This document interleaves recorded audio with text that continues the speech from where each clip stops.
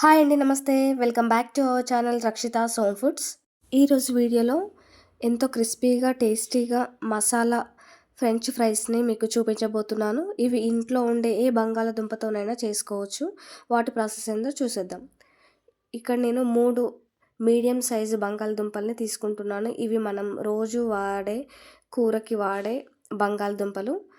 ఇలా సైడ్స్ అన్నీ కట్ చేసుకొని మంచి షేప్ రావడానికి ఎగుడు దిగుడుగా ఉంటుంది కాబట్టి సైడ్స్ అన్నీ నీట్గా కట్ చేసుకొని ఇలా అర ఇంచు మందం ఉండే విధంగా మనం కట్ చేసుకోవాలి. ఇక్కడ వీడియోలో చూపిస్తున్నట్టుగా ఇలా అర ఇంచు మందంతో మనం కట్ చేసుకొని తీసుకోవాలి. తర్వాత ఇక్కడ నేను పావు ఇంచు మందం ఉండేటట్టుగా ఇలా ఈ షేప్ వచ్చే విధంగా కట్ చేసుకొని తీసుకోవాలి. మీరు కావాలనుకుంటే పొటాటోని కట్ చేసే మెషిన్ ఉంటుంది కదా, దాంతోనే కట్ చేసుకొని తీసుకోవచ్చు. తర్వాత వీటన్నిటిని వాటర్లో వేసుకొని శుభ్రంగా 1 లేదా 2 సార్లు బాగా వాష్ చేసుకొని తీసుకోవాలి. ఎందుకంటే బంగాళదుంపల్లో ఎక్కువ వరకు స్టార్చ్ ఉంటుంది కాబట్టి 1 లేదా 2 సార్లు శుభ్రంగా వాష్ చేసుకొని తీసుకోవాలి. వీటన్నిటిని వేరొక బౌల్లోకి లేదా ఇలా ప్లేట్లోకి తీసుకొని పక్కకు పెట్టుకోవాలి. కావాలనుకుంటే మీరు వాటర్లో సోక్ చేసుకొనైనా ఉంచుకోవచ్చు. ఇక్కడ మనం పొటాటోస్ని బాయిల్ చేయడానికి ఒక గిన్నెలో సగం వరకు వాటర్ తీసుకొని ఈ రోలింగ్ బాయిల్ వచ్చేటప్పుడు మనం 1 స్పూను సాల్ట్ని అలాగే అరచెక్క నిమ్మరసాన్ని ఇలా జ్యూస్ పిండుకోవాలి. ఈ లెమన్ జ్యూస్ అనేది మనం పొటాటోస్ని ఫ్రై చేసినప్పుడు అవి ఎక్కువ మాడకుండా ఉండడానికి, క్రిస్పీగా రావడానికి యూజ్ అవుతుంది.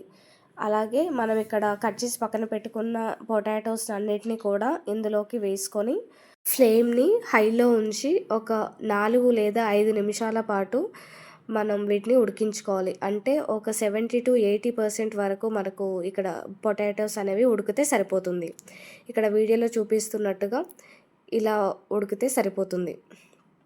వీటన్నిటిని కింది నుంచి కలుపుతూ బాగా ఉడికించుకోవాలి. లేదంటే కింద మెత్తగా ఉడికి పైన పచ్చి పచ్చిగా ఉంటాయి కాబట్టి ఈవెన్గా కుక్ చేసుకోవాలి. వీటన్నిటిని వేరొక బౌల్లోకి తీసుకొని వీటిని తడి లేకుండా ఉండేటట్టుగా మంచిగా ఆరబెట్టుకోవాలి. మీరు త్వరగా ఆరాలంటే ఫ్యాన్ కింద పెట్టుకొని ఆరబెట్టుకోవచ్చు. ఇక్కడ ఆయిల్ని హీట్ చేసుకొని రెడీగా పెట్టుకోవాలి. ఇందులోకి మనం ఆరబెట్టుకున్న బంగాళదుంపలన్నిటినీ కూడా కొద్ది కొద్దిగా వేసుకుంటూ మనం సన్నటి సెగ మీద మనం ఫ్రై చేసుకోవాలి.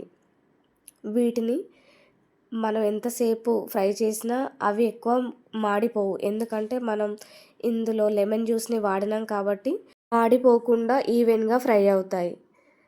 ఇక్కడ అన్నీ ఫ్రై అయిన తర్వాత వేరొక బౌల్లోకి తీసుకొని మనం చల్లారబెట్టుకోవాలి. ఇక్కడ మనం బంగాళదుంపలన్నిటినీ కూడా 2 సార్లు డీప్ ఫ్రై చేసి తీసుకుంటున్నాము. ఒకసారి డీప్ ఫ్రై చేయడం వల్ల అవి అంత క్రిస్పీగా, టేస్టీగా రావు. కాబట్టి మనం 2 సార్లు వీటిని ఫ్రై చేసి తీసుకోవాలి. ఇక్కడ నేను సెకండ్ టైం వీటిని డీప్ ఫ్రై చేసి తీసుకుంటున్నాను. ఇక్కడ మన బంగాళదుంపలు అనేటివి మంచి గోల్డెన్ కలర్ వచ్చాక తీసి వేరొక ప్లేట్లోకి మనం సర్వ్ చేసుకోవాలి. వీటిని వేరొక బౌల్లోకి తీసుకొని వీటిలోకి మనం స్పైసీనెస్ని యాడ్ చేసుకోవాలి. చూసారు కదా ఎంత క్రిస్పీగా, ఎంత క్రంచీగా ఫ్రై అయ్యాయో.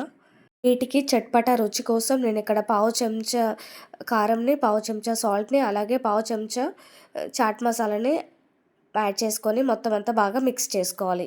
ఇలా మిక్స్ చేసుకున్న తర్వాత మనం వేయించి పక్కన పెట్టుకున్న ఫ్రెంచ్ ఫ్రైస్లోకి వీటిని కొంచెం కొంచెం యాడ్ చేస్తూ బాగా మిక్స్ చేసుకోవాలి. మీరు కావాలంటే ఇందులోకి గార్లిక్ పౌడర్ని, మసాలా పౌడర్ని కూడా యాడ్ చేసుకోవచ్చు.